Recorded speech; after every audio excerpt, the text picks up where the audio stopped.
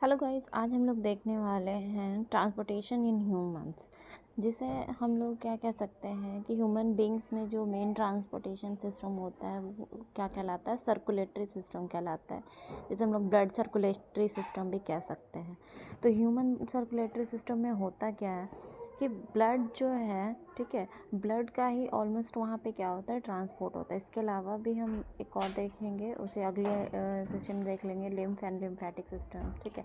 तो मेनली यहाँ पे हम लोग को ह्यूमन सर्कुलेटरी सिस्टम में क्या पढ़ना है कि ब्लड ही क्या होता है कि जितने भी ऑक्सीजन हुए या फिर डाइजेस्टेड फूड हमारा हो गया, हार्मोन्स या अदर जो भी सब्सटेंसेस हैं वो बॉडी के हर पार्ट तक कैसे पहुँचेगा, तो ये ब्लड ही होता है जो उसे बॉडी के हर पार्ट तक पहुंचाता है। और जिसमें एक हार्ट का देखेंगे हम लोग, बहुत बड़ा रोल होगा। इसके बाद हम लोग देखते हैं कि ह्यूमन सर्कुलेटरी सिस्टम में जो है हमारे जो मेन पार्ट्स बनेंगे वो कौन कौन होंगे। तो हार्ट होंगे एंड ब्लड वेसल्स, जिसमें से ब्लड वेसल्स उन्हें कहेंगे जिसमें ब्लड फ्लो करेंगे, ठीक है। तो नेक्स्ट हम लोग देख लेते हैं हमारे पार्ट्स में। सबसे पहला जो है हमारा ब्लड। तो ब्लड को हम लोग पहले समझेंगे कि व्हाट इज़ ब्लड। तो ब्लड एक्चुअली में क्या होता है, blood is a fluid connective tissue, ठीक है। कनेक्ट करने का काम कर रहा है, बॉडी के हर पार्ट तक ब्लड जा रहा है, ठीक है। तो blood is a fluid connective tissue जो कि बहुत ही बड़ा रोल प्ले करता है किस चीज़ में, तो ट्रांसपोर्ट में या कैरियर में हम लोग कह सकते हैं कि वेरियस अलग अलग सब्सटेंसेस को बॉडी के हर पार्ट में पहुंचाने का काम कौन कर रहा है, ब्लड। और वो ब्लड ही जो है वो किन किन पार्ट से मिलकर बना हुआ है। तो इसमें हमारा पहला होता है प्लाज्मा, दूसरा होता है आरबीसी, तीसरा होता है WBC and fourth one is platelets, ठीक है। तो सबसे पहले हम लोग देख लेते हैं ब्लड प्लाज्मा को। ब्लड प्लाज्मा एक पेल कलर्ड लिक्विड होता है जो कि ज़्यादातर किससे बने हुए होते हैं, वाटर से ही ज़्यादा उसमें जो कंपोजिशन होता है वो वाटर होता है एंड सम इलेक्ट्रोलाइट्स वगैरह होते हैं, ठीक है। और उसी में जो है ये एक तरीके से पूरे ब्लड का ना मैट्रिक्स का काम करेगा। मैट्रिक्स एज अ समझिए कि ये एक रिजर्वायर होगा जिसमें कि एक नदी जिसमें बहेगी, कह सकते हैं हम लोग आरबीसी डब्ल्यूबीसी प्लेटलेट्स, ठीक है। तो अब हम लोग आ जाते हैं नेक्स्ट आरबीसी पे। आरबीसी इज़ मतलब फुल फॉर्म आरबीसी का हमारा क्या होता है, रेड ब्लड कार्पोसेल्स या रेड ब्लड सेल्स भी कहते हैं हम लोग। इसके अलावा इसका साइंटिफिक नेम होता है एरिथ्रोसाइट, ठीक है। इसका स्ट्रक्चर यहाँ पे डायग्राम आपको दिख रहा होगा कैसा दिखता है ये। और इसमें न्यूक्लियस नहीं होते, न्यूक्लियस एब्सेंट होते हैं। और इसमें जान लेते हैं हम लोग कि ये रेड कलर का जो है सेल होता है, इसमें प्रेजेंट होता है एक पिगमेंट जिसे हम लोग हीमोग्लोबिन कहते हैं। हीमोग्लोबिन का काम क्या होता है, हीमोग्लोबिन जो है जब हम लोग ऑक्सीजन लेते हैं, ठीक है, तो वहाँ पे ऑक्सीजन जो है इस हीमोग्लोबिन ही से अटैच होकर के जहाँ जहाँ हमको चाहिए वहाँ तक जाता है, ठीक है। और कुछ हीमोग्लोबिन मतलब कुछ और काम हीमोग्लोबिन का ये भी है कि कभी कभी ये कार्बन डाइऑक्साइड का भी ट्रांसपोर्ट करवाता है। Next is WBC. डब्ल्यूबीसी को क्या कहते हैं, वाइट ब्लड सेल्स कहेंगे, या फिर इसका साइंटिफिक नेम हमारा क्या हो जाएगा, साइंटिफिक नेम इसका हो जाता है ल्यूकोसाइट, ठीक है। यहाँ पे आप लोगों को देख रहा होगा कि ये टाइप्स ऑफ डब्ल्यूबीसी है। डब्ल्यूबीसी के भी और फर्दर टाइप्स होते हैं, ठीक है, जिसे हम लोग ग्रैन्युलोसाइट और ए ग्रैन्युलोसाइट में डिवाइड करते हैं। ग्रैन्युलोसाइट जिसमें ग्रैन्यूल्स प्रेजेंट होंगे तो ग्रैन्युलोसाइट कहेंगे, अगर ग्रैन्यूल नहीं है तो ए ग्रैन्युलोसाइट कहते हैं। जिसमें भी ऐसे मेनली हम लोग कह सकते हैं कि WBC is divided into two parts, granulocyte and agranulocytes. Granulocytes में आपका हो जाएगा basophil, neutrophil and eosinophil. And the agranulocytes में हो जाएगा monocyte and lymphocytes. These are the types of WBC, ठीक है। डब्ल्यूबीसी इसका काम क्या होता है, तो डिफेंस मैकेनिज्म में काम आता है इसका। लाइक हमारे बॉडी में कोई भी जो भी माइक्रो ऑर्गेनिज्म वगैरह हैं वो जब इंटर कर जाते हैं और हमारे बॉडी को हार्म कर सकते हैं, तो वहाँ पे हमारे लिए जो बैरियर मतलब कि एक आर्मी का काम करते हैं, वो सारे डब्ल्यूबीसीज वहाँ पे होते हैं कि हमें बीमारियों से बचाने का काम करते हैं हमारी बॉडी में, ठीक है। And last one is platelets. Platelets का साइंटिफिक नेम क्या होता है, thrombocytes. And platelets are responsible for the blood coagulation.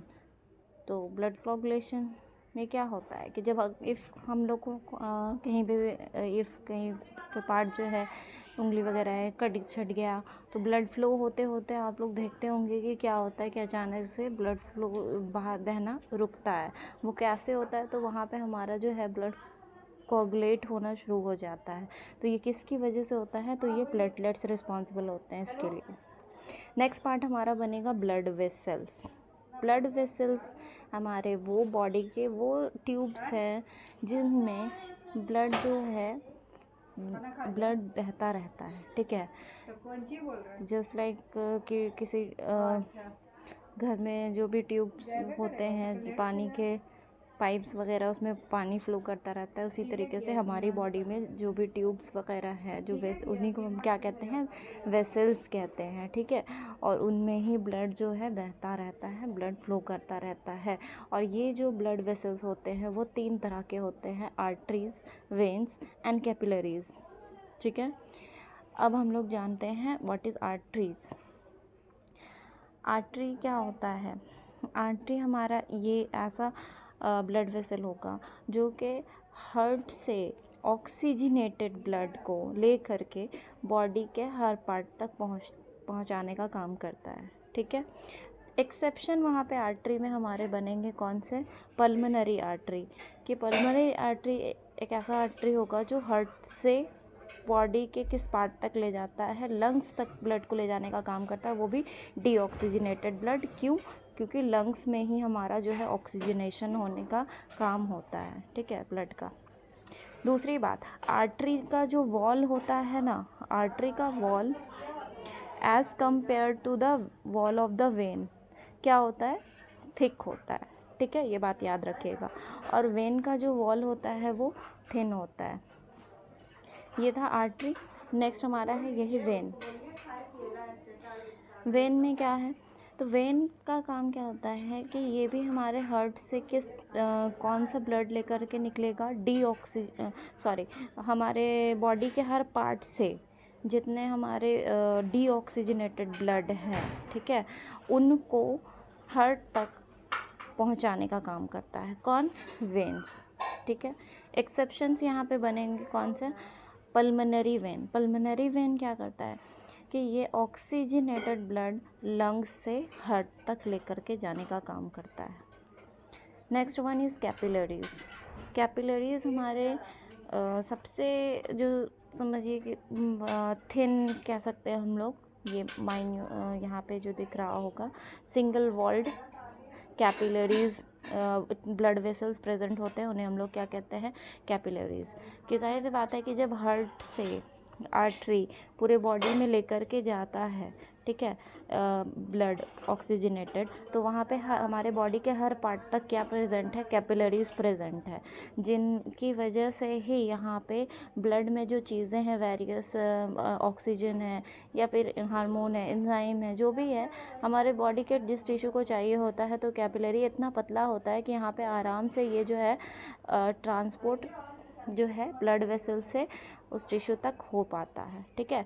और फिर यहाँ पर से जैसे कि लाइक कार्बन डाइऑक्साइड वगैरह जो बाई प्रोडक्ट होते हैं वो इन कर जाते हैं यहाँ पे कैपिलरीज में, और यहाँ से वेन्यूल से होते हुए जो डीऑक्सीजनेटेड ब्लड कहला रहा है वो हमारे वेन से होते हुए हार्ट तक चले जाते हैं, ठीक है। Next one is heart. Heart क्या होता है? हार्ट हमारा मस्कुलर ऑर्गन है जो कि बना हुआ किससे है? कार्डियक मसल से बना हुआ रहता है। ये एक तरीके से हम लोग कह सकते हैं कि साइज़ इसका हार्ट का देखें तो हमारा जो फिस्ट होता है मुट्ठी, ठीक है, ऑलमोस्ट उतना ही साइज़ होता है हार्ट का। हार्ट क्या है? तो एक्चुअली में ये पंपिंग ऑर्गन है जो ब्लड को पंप करने का काम करता है, फोर्स देता है, ठीक है, और इंटरमिक्सिंग भी नहीं होने देता है ऑक्सीजनेटेड और डीऑक्सीजनेटेड ब्लड को। अब हम लोग देख लेते हैं हार्ट के पार्ट्स को। तो इसमें आपको दिख रहा होगा कि सबसे पहले तो याद रखिएगा ह्यूमन हार्ट जो है 4 चैम्बर का बना हुआ रहता है, ठीक है, जिसमें ऊपर के जो 2 चैम्बर होते हैं उन्हें क्या कहते हैं? राइट आर्ट्रियम और लेफ़्ट आर्ट्रियम, ठीक है। नीचे के जो 2 चैम्बर्स होते हैं उन्हें कहते हैं right ventricles and left ventricles. इसके अलावा हम लोगों को यहाँ पर दिख रहा होगा वेन्स एंड आर्टरी, जिसकी बात मैंने पहले भी की थी, ठीक है। तो इसको और अभी क्लियर आपको हो जाएगा जब आप इसका स्टेप्स देखेंगे कि सर्कुलेशन में आखिर सर्कुलेशन, ब्लड सर्कुलेशन किस तरीके से होता है, वो अब हम बताने जा रहे हैं। तो यहाँ पर से आपको समझ में आएगा, ये जो डायग्राम जो दिख रहा है सेंटर में, ठीक है, डेट इज़ ये पूरा हार्ट दिख रहा होगा, जिसमें 4 चैम्बर है, right atrium, left atrium, right ventricle and left ventricle. ऊपर छोटा सा लंग्स को दर्शाया गया है और नीचे बॉडी पार्ट्स को, ठीक है, बॉडी का पार्ट्स हमारा जो हो गया।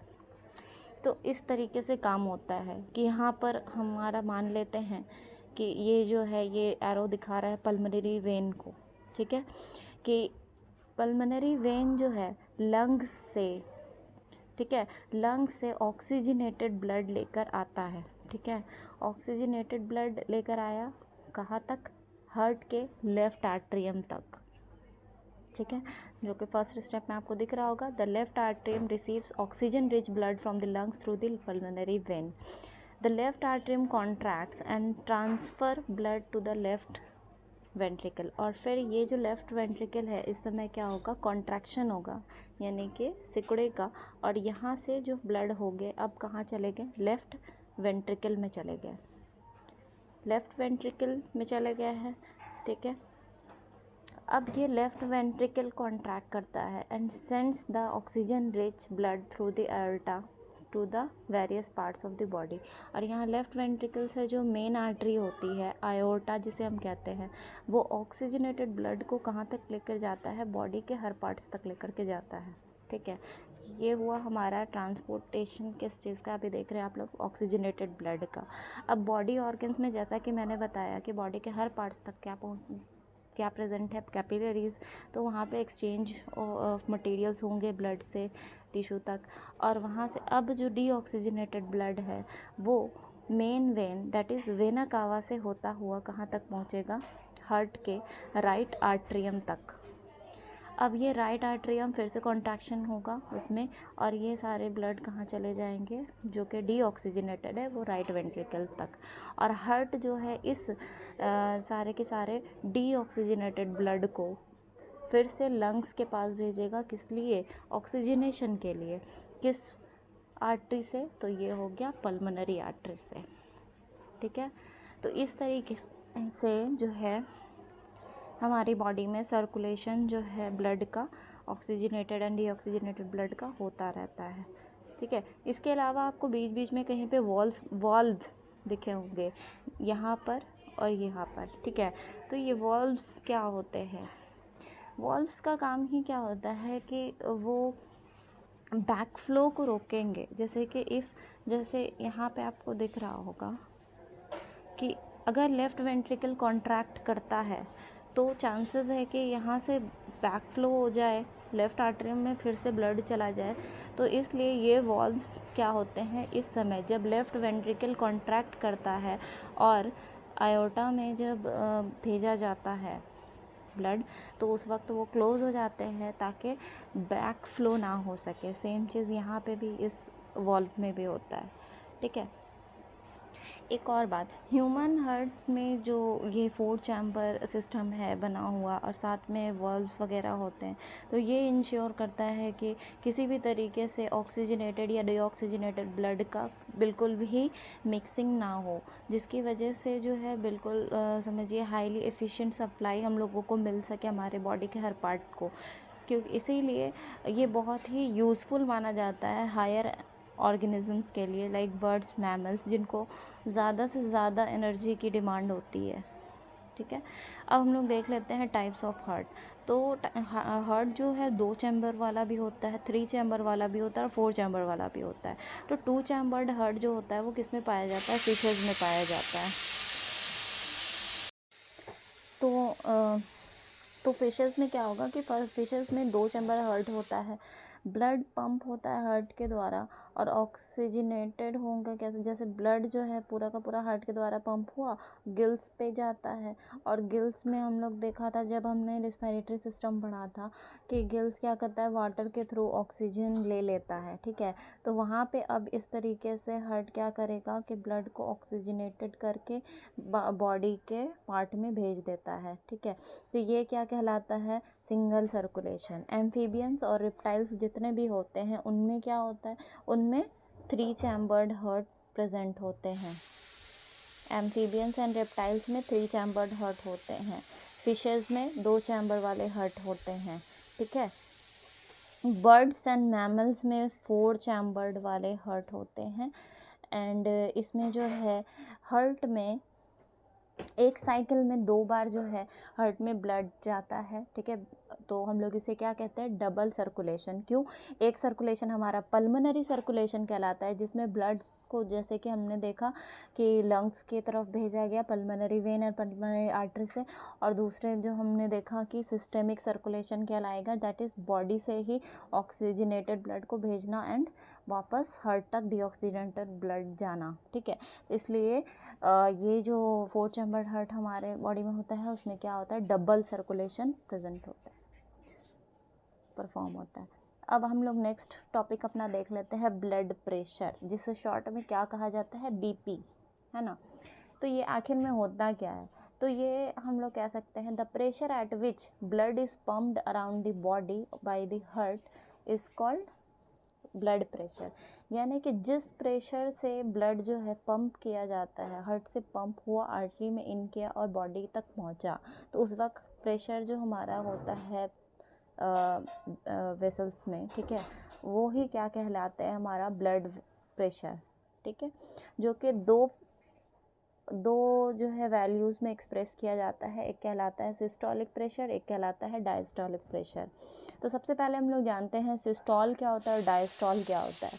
तो सिंपल है कि एक हार्ट बीट का वो फेज जब हार्ट क्या होता है, कॉन्ट्रैक्शन में होता है और ब्लड को पंप करता रहता है आर्टरीज में, तो वो फेज क्या कहलाता है, सिस्टोल कहलाता है। और वही दूसरा फेज जब हार्ट बीट का वो फेज जब हार्ट रिलैक्स करता है, एक्सपैंड करता है और चैम्बर्स में अलाउ करता है कि ब्लड फिल हो जाए, तो वो फेज हमारा क्या कहलाता है, डायस्टोल कहलाता है, ठीक है। अब हम लोग समझते हैं सिस्टोलिक प्रेशर और डायस्टोलिक प्रेशर को। तो मैक्सिमम प्रेशर जिस पे ब्लड एक second, the maximum pressure at which the blood leaves the heart through the main artery during contraction phase is called the systolic pressure. तो वो मैक्सिमम प्रेशर जिससे कि ब्लड हार्ट से निकलता है और किसमें इन करता है, मेन आर्टरी में, हमारे आयोर्टा में, जो कि हमने देखा था कि बॉडी तक लेके जाता है, सारे बॉडी के पार्ट तक, वो भी हार्ट के कॉन्ट्रैक्शन फेज में। यही जो है क्या कहलाता है, ये प्रेशर, ये मैक्सिमम प्रेशर सिस्टोलिक प्रेशर कहलाता है। और जब हार्ट अपने रिलैक्सेशन फेज में होता है और जब आर्टरीज में सबसे कम प्रेशर होता है exerted, that is the diastolic pressure, ठीक है। और इसी ब्लड प्रेशर को हम लोग एक्सप्रेस करते हैं मिलीमीटर्स ऑफ मरकरी में, जो कि नॉर्मल ब्लड प्रेशर हमारा होता है systolic pressure 120 mmHg and diastolic pressure is 80 mmHg, ठीक है। अब हम लोग नेक्स्ट पार्ट देखेंगे यहाँ पे कि ये ब्लड प्रेशर मेज़र कैसे किया जाता है। तो यहाँ पे आपको एक डायग्राम दिख रहा होगा कि ये एक पूरा आर्म है जिसमें क्या है, एक आर्टरी को दर्शाया गया जिसे क्या कहते हैं हम लोग, ब्रैकियल आर्टरी, ठीक है। तो इसमें नॉर्मली जो है ब्लड फ्लो हो रहा है। इसके ऊपर हमने क्या किया है, यहाँ पे पहले हम लोग जान लेते हैं कि ये ब्लड प्रेशर मेज़र किस इंस्ट्रूमेंट से होता है। तो ब्लड प्रेशर जो मेज़र होता है वो स्फिग्मो मैनोमीटर से होता है, ठीक है। जो बीपी की मशीन आप लोग देखते हैं उसे क्या कहा जाता है, स्फिग्मो मैनोमीटर, ठीक है। जिसके हेल्प से हम लोग 2 रीडिंग लेते हैं, that is one is systolic pressure and second one is diastolic pressure, ठीक है। तो वो 2 रीडिंग कब लेना होता है, देखिए उसको स्टेप वाइज एक्सप्लेन किया गया है यहाँ पे।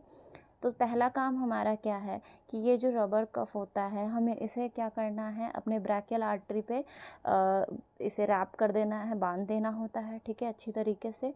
और तब हम क्या करते हैं, उसे यहाँ पे पंप करते हैं एयर, ठीक है, उसे इन्फ्लेट किया जाता है, जिससे कि क्या हो कि पूरी तरीके से यहाँ पे जो आर्टरी में ब्लड है वो फ्लो होना बंद हो जाए, ठीक है। पहला काम ये करना होता है।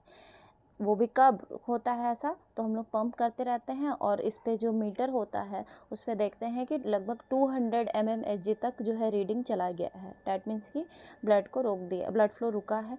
और फिर धीरे धीरे तब हम लोगों को क्या करना होता है, वहाँ पे डिफ्लेट करना होता है कफ को, ताकि जो है ब्लड का फ्लो फिर से शुरू हो जाए। और इस वक्त जो है सिस्टोलिक प्रेशर कफ प्रेशर से ज़्यादा होगा, तो यही हमारा क्या होता है, सिस्टोलिक प्रेशर। और ये हमको कैसे पता चलेगा, तो हम लोग साथ में यहाँ पे लगाएंगे स्टेथोस्कोप यहाँ पे आर्टरी के पास, ठीक है। और जैसे ही हम लोग डिफ्लेट करने लगते हैं ना, तो उसी वक्त हमको सुनना भी होता है इस स्टेथोस्कोप से। तो अगर कुछ टैपिंग साउंड जो है सुनाई देता है, डैट टैपिंग साउंड ये क्यों क्रिएट होता है, यही हमारे आर्टरी में जो है मैक्सिमम प्रेशर से ब्लड फ्लो होना शुरू हो गए हैं, जिसे हम लोग सिस्टोलिक प्रेशर कहते हैं। और जल्दी से हम लोग उस वक्त जब टैपिंग साउंड सुनाई देता है तो रीडिंग जो है मार्क कर लेते हैं कि ये कितना रीडिंग आता है, ठीक है। यही क्या रीडिंग होगा हमारा, जितना भी रहेगा वो हमारा रहेगा सिस्टोलिक प्रेशर। फिर धीरे धीरे डिफ्लेट करते जाना है, ठीक है, अपने कफ को। और एक समय ऐसा आएगा कि ये टैपिंग साउंड जो है बंद हो जाएगा।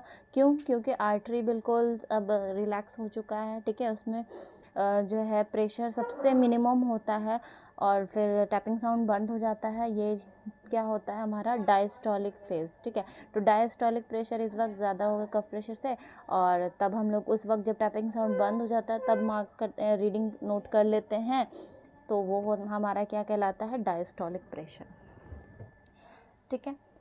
तो हाँ, इस तरीके से जो है ब्लड प्रेशर जो है मेज़र किया जाता है। तो ये था आप लोगों का पूरा जो है ब्लड सर्कुलेटरी सिस्टम या human circulatory system and blood pressure and how to measure the blood pressure. तो आई होप कि आप लोगों को मेरा वीडियो पसंद आया होगा, तो प्लीज़ लाइक एंड सब्सक्राइब कर दीजिएगा। Thank you.